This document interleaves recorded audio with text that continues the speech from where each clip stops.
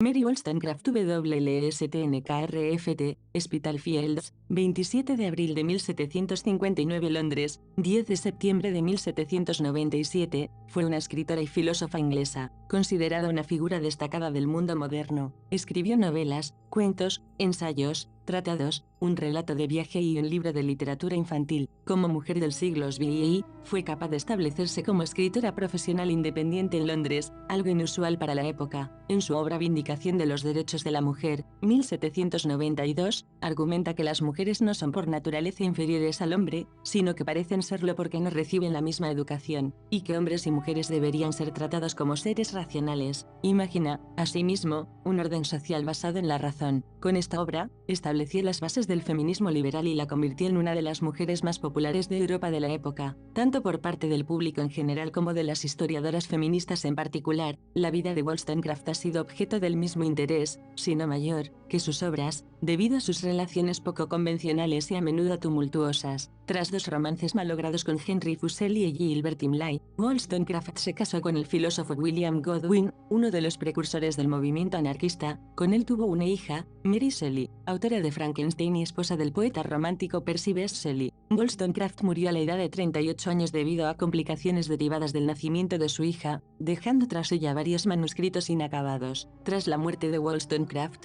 su marido publicó unas memorias de su vida, 1798, develando su estilo de vida poco ortodoxo, lo que inadvertidamente destrozó su reputación durante más de un siglo. Sin embargo, con el surgimiento del movimiento feminista previo al comienzo del siglo XX, la defensa de Wollstonecraft de la igualdad entre sexos y sus críticas a la feminidad convencional fueron creciendo en importancia. Hoy en día, es considerada como una de las figuras fundacionales de la filosofía feminista y a menudo es citada como una influencia importante. Primeros años. Wollstonecraft nació el 27 de abril de 1759 en Spitalfields, Londres, Inglaterra. Aunque su familia tenía unos ingresos aceptables cuando ella era pequeña, su padre los derrochó en proyectos especulativos. Debido a ello, la familia pasó a estar en una situación financiera inestable y se vieron obligados a trasladarse frecuentemente durante la juventud de Wollstonecraft. Esta situación económica se hizo tan grave que el padre de Mary la obligó a gastar una herencia que ella de otro modo habría recibido en su madurez. Además, parece que era un hombre violento que maltrataba a su esposa cuando se encontraba bebido. En su adolescencia, Wollstonecraft acostumbraba a mentir para proteger a su madre. Con sus hermanas, Everina y Eliza, ejercía un papel igualmente influyente.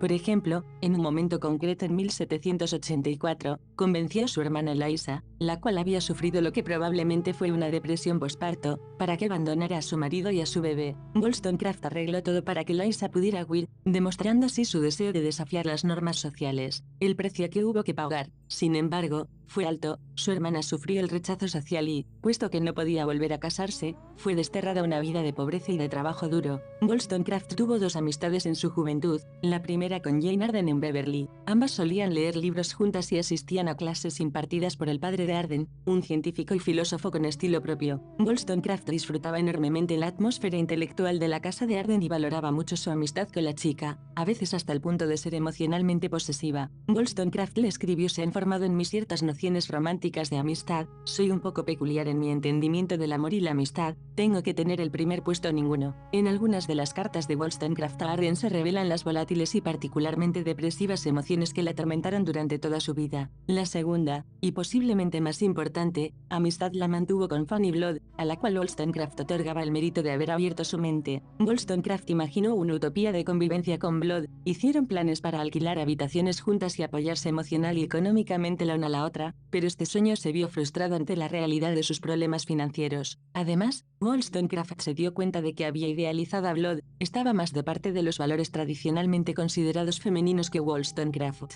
De todos modos, Mary permaneció dedicada a ella y a su familia a lo largo de toda su vida, frecuentemente ofrecía algo de dinero a su hermano, por ejemplo, con el fin de ganarse la vida. Wollstonecraft, sus hermanas y Blood abrieron una escuela en Newington Green, una comunidad inconformista, pero Blood se comprometió con un hombre al poco tiempo. Después de su boda, su marido, Hugh Case, se la llevó a Europa con la intención de que su salud, que siempre había sido precaria, mejorara. Sin embargo, tras quedar embarazada, la salud de Blood se deterioró aún más. En 1785, Wollstonecraft se fue a Lisboa con Blood para cuidar de ella, aunque no sirvió de nada. Blood murió en el parto el 29 de noviembre de ese mismo año. Además, su abandono de la escuela tuvo como consecuencia que el proyecto fracasara. La muerte de Blood destrozó a Wollstonecraft y fue parte de la inspiración para su primera novela, la primera de. Después de la muerte de Blood, Wollstonecraft volvió a Gran Bretaña, donde comenzó a trabajar como institutriz en la respetable familia Kingsborough, en Irlanda. Aunque no pudo llevarse bien con Lady Kingsborough,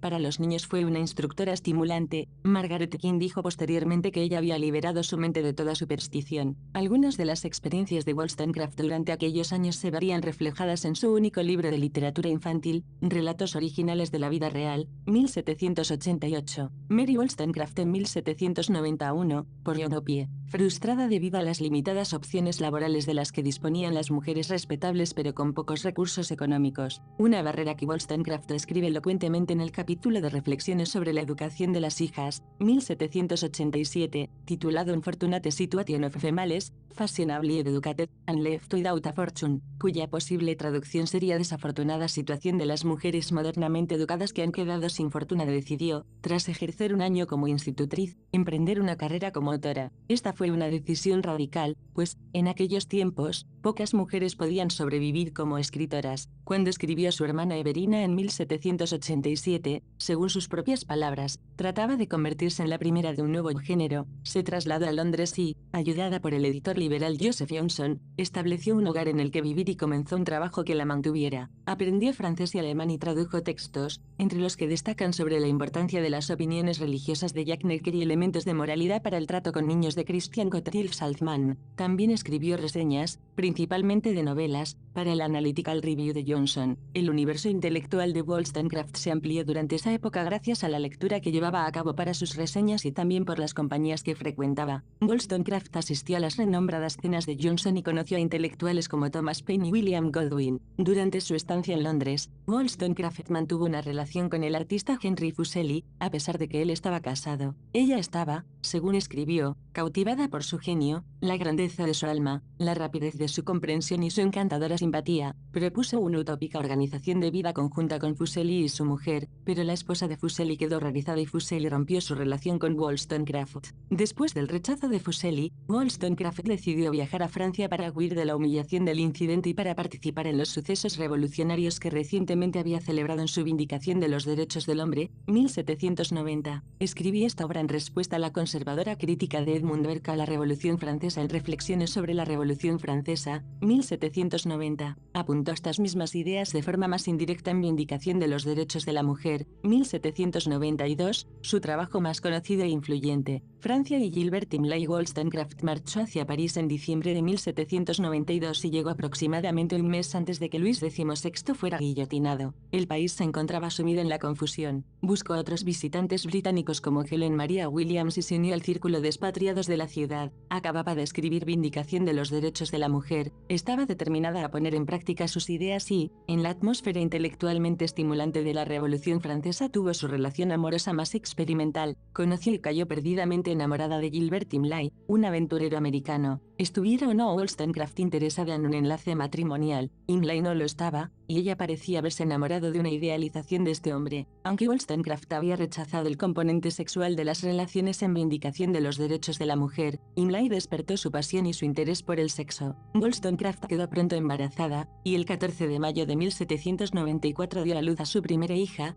Fanny, a la que puso el nombre de la que quizá fue su mejor amiga. A pesar de toda la agitación que la rodeaba, Wollstonecraft nunca dejó de escribir. Mientras se encontraba en Francia, recopiló información para su versión histórica de los primeros años de la Revolución y escribió con avidez en el Havre. En diciembre de 1794 se publicó en Londres una visión histórica y moral del origen de la Revolución Francesa. La situación política empeoró. Gran Bretaña declaró la guerra a Francia, colocando en considerable peligro a los ciudadanos británicos establecidos en Francia.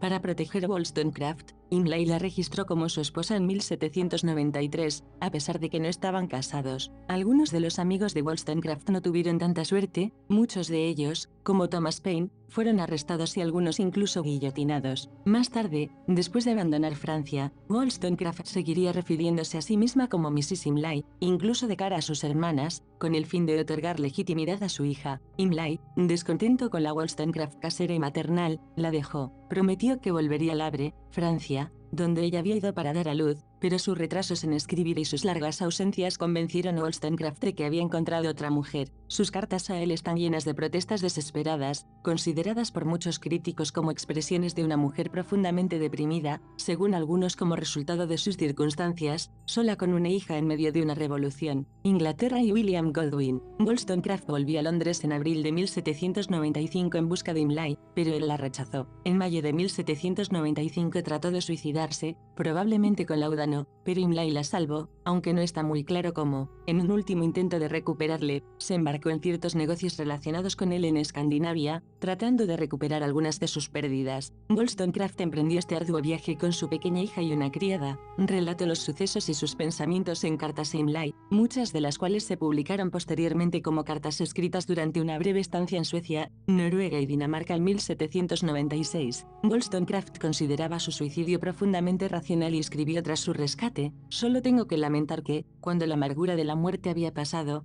fue inhumanamente traída de vuelta a la vida y la miseria, pero tengo la firme determinación de que esa decepción no me desconcierte, no dejaré que lo que fue uno de los actos más calmados de mi razón quede como un intento desesperado. En lo que a ello respecta, solo tengo que rendir cuentas a mí misma. Si me preocupara por lo que llaman reputación, serían otras circunstancias las que me deshonrarían». Poco a poco, Wollstonecraft volvió a su vida literaria, relacionándose con el círculo de Joseph Johnson de nuevo, en particular con Mary Hayes, Elizabeth Inchbald y Sarah Siddons mediante William Godwin. El noviazgo de Godwin y Wollstonecraft comenzó lentamente, pero finalmente se convirtió en una apasionada relación. Godwin había leído sus cartas escritas en Suecia, Noruega y Dinamarca y más tarde escribió que si alguna vez hubo un libro hecho para que el lector quedara enamorado de su autor, para mí es este. Ella habla de su dolor de un modo que te llena de melancolía y te deshace en ternura, al mismo tiempo que demuestra una genialidad que inspira una gran admiración. Una vez Wollstonecraft quedó embarazada, decidieron casarse para que el hijo fuera legítimo. Su boda desveló el hecho de que Wollstonecraft nunca había estado casada con Imlay, y como resultado Godwin y ella perdieron muchos amigos. Godwin recibió críticas porque había defendido la abolición del matrimonio en su tratado de investigación sobre la justicia política. Después de la boda, que tuvo lugar el 29 de marzo de 1797, se trasladaron a dos casas adosadas, conocidas como el Polígono, de modo que pudieran conservar su independencia. A menudo se comunicaban por carta. Según parece, eran felices y tuvieron una estable, aunque trágicamente breve, relación. La tumba de Mary Wollstonecraft en la iglesia de San Pancracio, Londres, el 30 de agosto de 1797. Wollstonecraft dio a luz a su segunda hija, Mary. Aunque al principio el parto pareció ir bien, la placenta se rompió y se infectó durante el nacimiento, algo que no era raro en el siglo XX. Tras varios días de agonía, Wollstonecraft murió de septicemia el 10 de septiembre. Godwin quedó destrozado, escribió su amigo Thomas Holcroft: «Creo firmemente que no existe en el mundo nadie que se pueda comparar a ella. Sé por experiencia que estábamos hechos para hacernos felices el uno al otro. No espero en absoluto poder volver a ser feliz nunca más». Fue enterrado en St. Pancras Old Church y allí se le construyó un monumento conmemorativo, aunque tanto sus restos como los de Godwin fueron trasladados posteriormente a Bournemouth.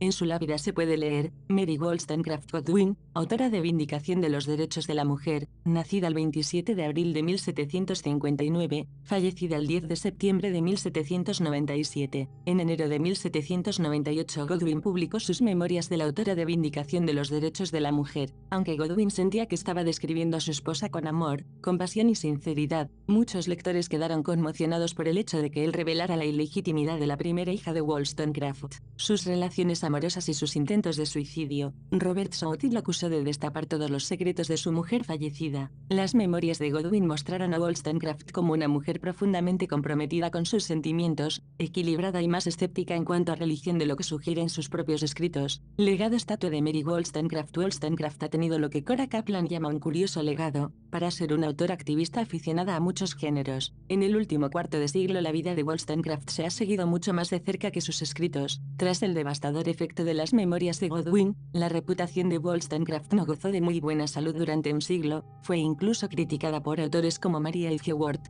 que claramente creó a la excéntrica Harriet Freke de Belinda, 1801, a la imagen y semejanza de Wollstonecraft. No fue hasta finales del siglo VI cuando la escritora volvió a ser aplaudida. Con la llegada del movimiento feminista, mujeres con opiniones políticas tan diferentes como Virginia Woolf y Emma Goldman recuperaron la historia de Wollstonecraft y celebraron los experimentos de su vida, como Woolf los llamó en un famoso ensayo. Muchos, en cualquier caso, continuaron despreciando el estilo de vida de Wollstonecraft. Así pues, el feminismo de los 60 y 70 trajo de nuevo el éxito a las obras de Wollstonecraft. Su buen momento reflejaba el que también gozaba el movimiento feminista. Por ejemplo, a principios de los 70 fueron publicadas 6 biografías de Wollstonecraft que presentaban su apasionada vida así como su radicalidad y racionalidad. Wollstonecraft fue vista como una figura paradójica e intrigante que no se adhería a la versión del feminismo de 1970. En los 80 y 90 apareció una imagen diferente de la escritora, que la describía mucho más como una creación de su tiempo. Intelectuales como Claudia Johnson, Gary Kelly y Virginia Shapiro mostraron la continuación entre el pensamiento de Wollstonecraft y otras ideas importantes del siglo XX, tales como la sensibilidad, la economía y la teoría política. Reflexiones sobre la educación de las hijas, 1787, Historias originales, 1788. Las dos primeras obras de Wollstonecraft tratan el tema de la educación. La primera de ellas, Reflexiones sobre la educación de las hijas, es una guía de comportamiento, un texto que aconseja no solo acerca de asuntos morales como la benevolencia, sino también acerca de los relacionados con la etiqueta, como el vestir. Este tipo de escritos era extremadamente popular durante el siglo XX, en particular entre la clase media emergente, la cual veía en ellos la forma de desarrollar unas costumbres en la clase media que desafiaran el código de comportamiento aristocrático. Aunque gran parte de esos escritos son poco originales, algunos fragmentos, como el de la descripción de Wollstonecraft del sufrimiento de la mujer soltera, apuntan a que la escritora no se contentó con simplemente imitar a otros autores. Vindicación de los derechos del hombre, 1790. En 1790 Edmund Burke publicó Reflexiones sobre la Revolución Francesa. Burke, que había apoyado la guerra de independencia de los Estados Unidos, sorprendió a sus contemporáneos argumentando en contra de los revolucionarios franceses. Su libro trajo como consecuencia lo que ahora se conoce como la Revolution Controversy, que podría traducirse como Polémica de la Revolución, un folleto de guerra que respondía al texto de Burke. La Vindicación de los derechos del hombre de Wollstonecraft fue la primera de muchas otras obras seminales en esta guerra, tales como Los derechos del hombre de Thomas Paine. Pero Wollstonecraft no solo estaba contestando a las reflexiones de Burke, sino también a su indagación filosófica sobre el origen de nuestras ideas acerca de lo sublime y de lo bello, 1756, en el cual el escritor argumentaba que la belleza está asociada con la debilidad y la feminidad y que lo sublime está asociado con la fuerza y la masculinidad. Wollstonecraft le da la vuelta a la retórica de Burke en Reflexiones, girándola contra él. Argumenta que su teatral puesta en escena, como la que hace en su conocida y adornada descripción de los horrores que María Antonieta tuvo que sufrir, convierte a los lectores de Burke los ciudadanos en débiles mujeres que quedan convencidas por el espectáculo. Además critica la argumentación clasista de Burke, demostrando, como muchos otros de sus críticos, que es movido por el sufrimiento de María Antonieta pero no por la situación apremiante de las mujeres pobres y muertas de hambre en Francia. De hecho, desprecia estas abiertamente. Wollstonecraft también desafía la afirmación de Burke acerca de que la tradición debe sostener la teoría política, defiende la racionalidad, señalando que el sistema de Burke llevaría lógicamente a la continuación de la esclavitud por el simple hecho de ser una tradición ancestral. Wollstonecraft no rechaza la necesidad de la compasión en las relaciones humanas que Burke enfatiza, pero a menudo sostiene que esa compasión es insuficiente para la cohesión social y en cierto punto escribe: una miseria semejante pide algo más que lágrimas. Me detengo para recordarme a mí misma hay que analizar siempre cualquier situación racionalmente. Significativamente, finaliza Vindicación de los derechos del hombre con una referencia a la Biblia: teme a Dios y ama a las criaturas que le pertenecen. Contemplad el deber del hombre al completo. Vindicación de los derechos de la mujer, 1792. Vindicación de los derechos de la mujer es una mezcla de géneros literarios, un tratado político, una guía de comportamiento y un tratado educacional, con el fin de discutir la posición de la mujer en la sociedad. Wollstonecraft esboza las conexiones entre 4 términos: derecho, razón, virtud y deber. Los derechos y deberes están completamente ligados para Wollstonecraft. Si se tienen derechos cívicos, también se tienen deberes cívicos. Tal y como ella comenta brevemente, sin derechos no puede haber ninguna obligación. Uno de los principales argumentos de Wollstonecraft en Vindicación de los derechos de la mujer es que las mujeres deberían deberían ser educadas racionalmente, de modo que pudieran así contribuir a la sociedad. Wollstonecraft contesta así de forma mordaz a escritores como James Forsyth y John Gregory y filósofos educacionales como Jean-Jacques Rousseau, el cual sostiene que la mujer no necesita educación racional. Rousseau, como es bien conocido, argumenta en Emilio, 1762, que la mujer debería ser educada para el placer. Contrariamente, Wollstonecraft mantiene que las esposas deberían ser las compañeras racionales de sus maridos. Apunta que si una sociedad decide dejar la educación de sus hijos a las mujeres, éstas deben estar bien educadas para poder pasar el conocimiento a la siguiente generación. Wollstonecraft declara que las mujeres son estúpidas y superficiales, las llama, por ejemplo,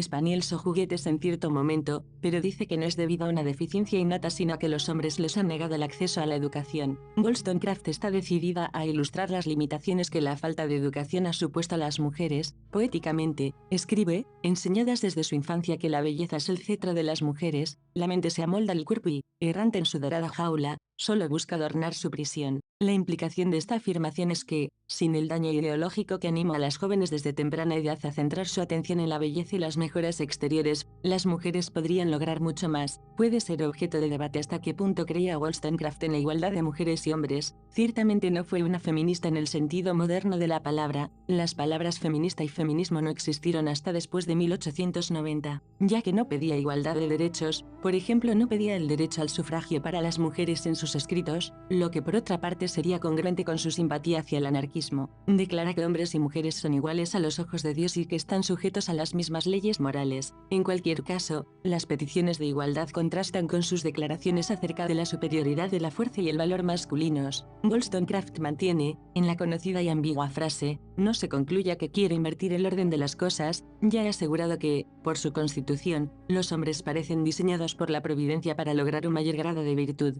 Hablo refiriéndome a este sexo en general, pero no veo motivo alguno para concluir que sus virtudes debieran diferir a causa de su naturaleza. De hecho, ¿cómo sería posible si la virtud es una constante eterna? Debo, por tanto, si razono consecuentemente, sostener tan enérgicamente que ellos siguen ese mismo fin como sostengo que Dios existe. Una de las críticas más mordaces de Wollstonecraft en vindicación de los derechos de la mujer es la que hace contra la falsa y excesiva sensibilidad, particularmente en las mujeres. Argumenta que las mujeres que sucumben a la sensibilidad son movidas por cualquier ráfaga o sentimiento momentáneo y debido a que son presas de sus sentidos no pueden pensar racionalmente. Y así, declara, no se perjudican solo a sí mismas sino a toda la civilización. Estas no son mujeres que puedan ayudar a perfeccionar la civilización, una idea popular en el siglo XX, sino mujeres que colaboran en su destrucción. Wollstonecraft no defiende que la razón y los sentimientos debieran actuar independientemente, cree que deberían servirse la una a la otra. Además de sus argumentos filosóficos más generales, Wollstonecraft traza un plan educacional específico. En el capítulo 12, sobre la educación nacional, sostiene que todos los niños deberían ser enviados a un internado nacional al mismo tiempo que se les da cierta educación en casa que incentive el amor por el hogar y los placeres caseros. También mantiene que esta escolaridad debería ser mixta, ya que hombres y mujeres, cuyos matrimonios son los cimientos de la sociedad, deberían ser educados según el mismo modelo. Wollstonecraft dirige su texto a la clase media, a la cual llama el estado más natural, y vindicación de los derechos de la mujer está impregnado de la visión burguesa del mundo. Defiende la modestia y la diligencia y ataca la riqueza empleando el mismo lenguaje con el que acusa a las mujeres de falta de utilidad. De todos modos, no es una amiga incondicional de la pobreza. Por ejemplo, en su Plan Nacional de Educación sugiere que, después de los 9 años, los pobres deberían ser separados de los ricos y enseñados en otra escuela. Mary, 1788, y María, 1798. Ambas son novelas de Wollstonecraft centradas en la desesperada situación que sufrían algunas mujeres en el siglo XX. En la primera de ellas, Mary, a ficción, en español la novela de María, la protagonista de análogo nombre, a la que hicieron caso omiso en su infancia, se convierte de repente en heredera. Consecuentemente su familia le acuerda un conveniente matrimonio con un hombre que ni siquiera conoce. El marido de Mary, Charles, desaparece rápidamente en la novela y la historia se centra en la relación entre Mary y su amiga enferma, Anne.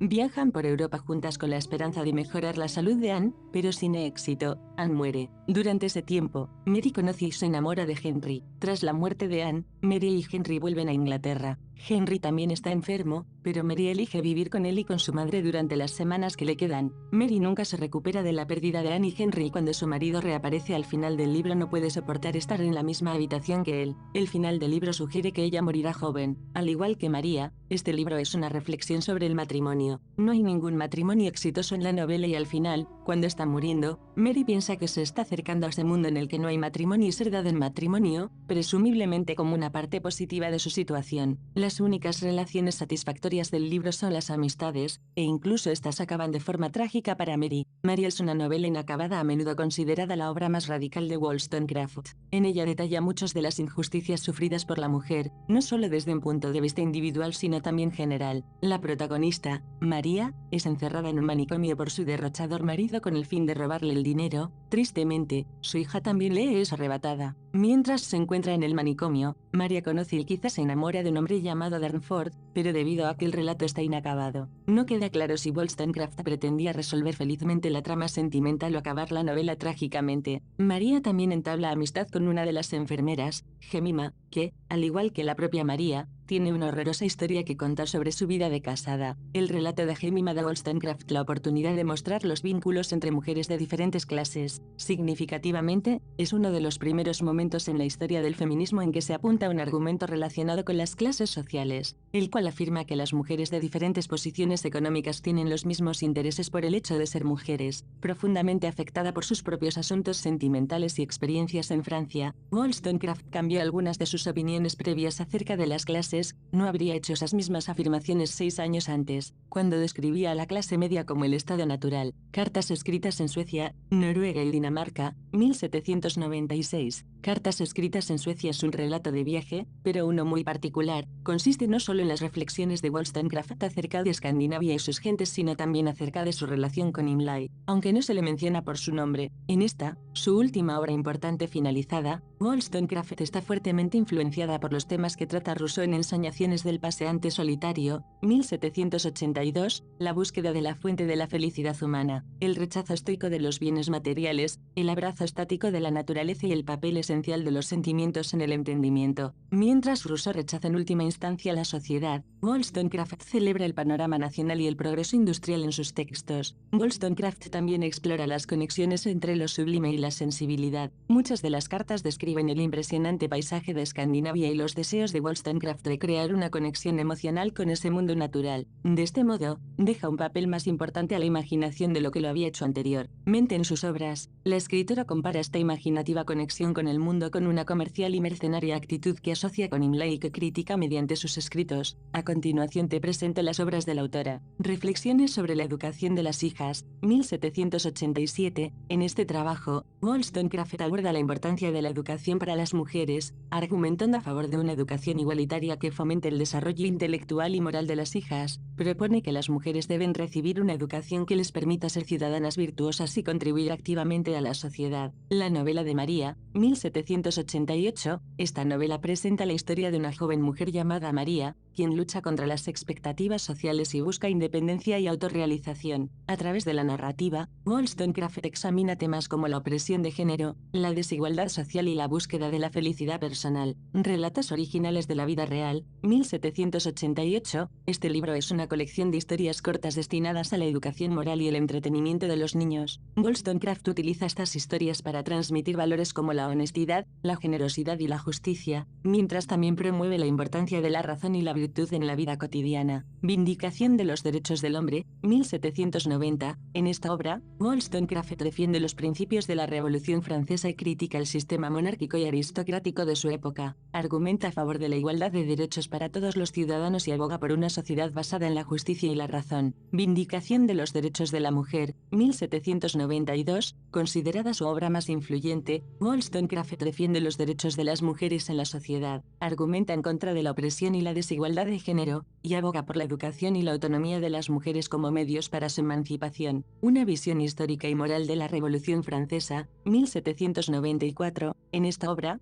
Wollstonecraft analiza los eventos de la Revolución Francesa desde una perspectiva ética y política. Examina los ideales de libertad, igualdad y fraternidad, así como las tensiones y contradicciones que surgieron durante este periodo tumultuoso. Estas son algunas de las obras más destacadas de Mary Wollstonecraft, que abarcan una amplia gama de temas como la educación, los derechos humanos, la igualdad de género y la política. La muerte de Mary Wollstonecraft fue lamentable y ocurrió a una edad relativamente joven. Después de dar a luz a su segunda hija, Mary Wollstonecraft Godwin, quien más tarde se convertiría en Mary Shelley, la autora de Frankenstein, contrajo fiebre puerperal, una infección grave del tracto genital que era común en esa época debido a la falta de higiene durante el parto. Esto ocurrió en 1797, cuando Wollstonecraft tenía solo 38 años. Su muerte fue un golpe devastador para la comunidad intelectual de la época, ya que Wollstonecraft era una figura prominente y respetada en el movimiento feminista y en los círculos literarios y filosóficos de Inglaterra. A pesar de su prematura partida, su legado perduró a través de sus escritos y su incansable defensa de la igualdad y la justicia. Su influencia continuó inspirando generaciones posteriores de pensadores y activistas en la lucha por los derechos de las mujeres y la igualdad de género.